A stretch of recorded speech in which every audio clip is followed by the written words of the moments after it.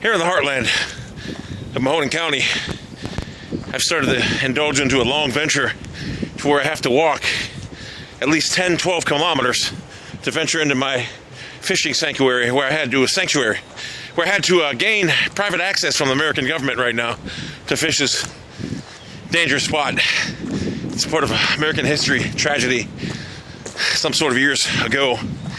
And I'm equipped only with a bait caster and some light gear. That's all I could bring.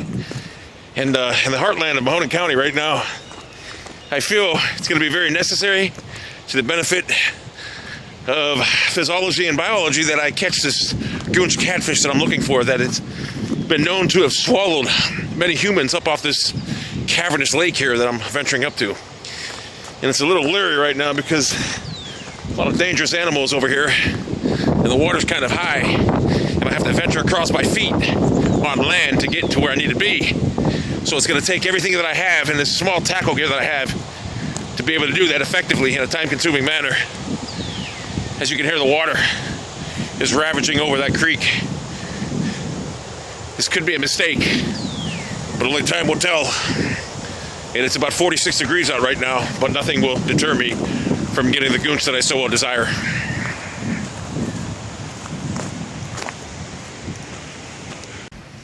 Back in the heartland, the funny thing about this walk is I know that I'm gonna have to traverse through a lot of water. And it's like 40 degrees out right now, and I didn't bring the appropriate gear because by federal judicial bear codes, I'm not allowed to bring the proper attire to trench through these or traverse through these waters. So I gotta make best with what I have. And it comes to a spot right now where I'm probably gonna have to traverse through water right now and get wet. It's not something I'm looking forward to right now. It's the nighttime here. It gets kind of cold at this time of year, and it could be unbeneficial to maintaining good health throughout this 6-day stage that I've been warranted and granted here. And it looks like this is it.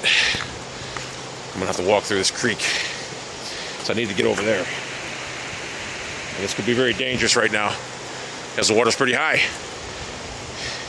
One slip, I'm out in the middle of nowhere. Here in the heartland, I had to sit here and rest on this fulcrum and forcade, as right now I venture and ponder on what to do next. It seems like the river has me walked apart from getting where I need to be, and it looks like there's a rough stretch of Indians up there having some type of tribal ceremony right now that I don't know if I want to venture over there and interrupt them. But I will. I won't be deterred, and I won't succumb. Right now it looks like I'm going to have to get a little wet here. I really don't want to unless I climb this little reptilian, which it looks like I'm going to have to. I'm going to try to film the reptilian as I climb it. I don't want to fall. And I just climbed the reptilian. Now the hardest part of climbing the reptilian is on the way down from the reptilian, because you never know what you're going to hit.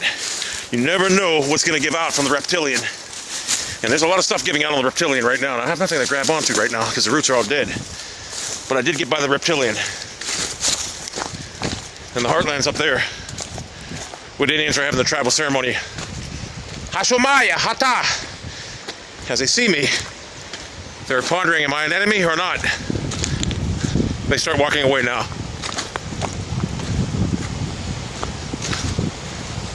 How? Hasalamahau, Hasalamahau. They know I come in peace. They invite me to join the war ceremony. I declined. No, I gotta get over here. Here's my way of getting across. Right here. I'll get across here. Log seems pretty sturdy. It is. I just don't want to have a fall. If it falls and I fall in, I'm dead. Be upset. And there I go.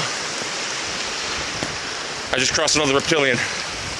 We're making progress, people. As you can see, I'm hatless now. As one of the local Inuit children was being baptized back there, and I offered my hat for a cleansing towel in good faith.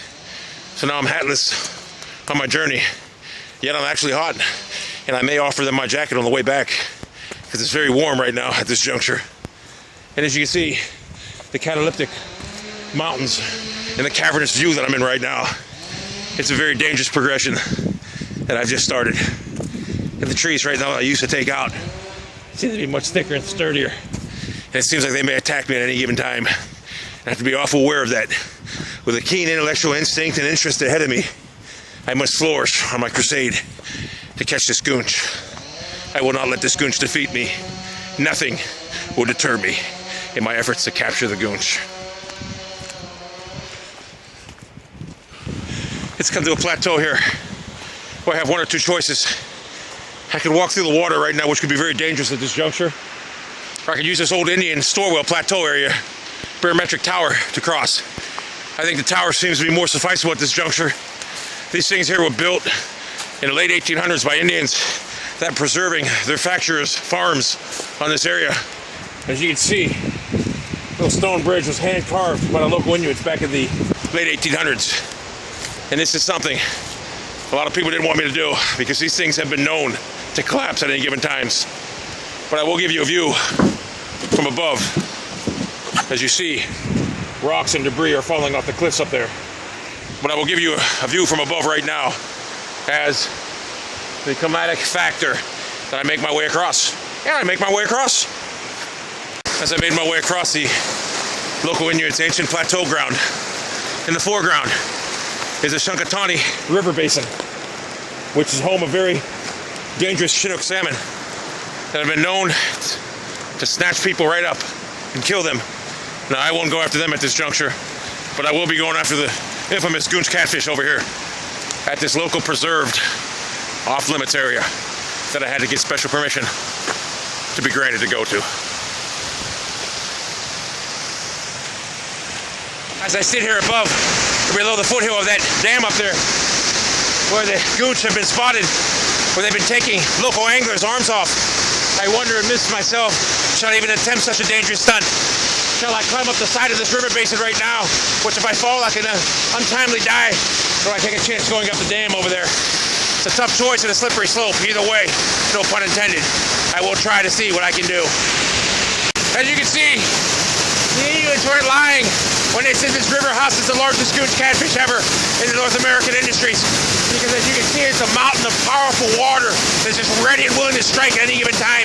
And I have to be totally aware of my faculties at all times. One slip in and I could be perished for life.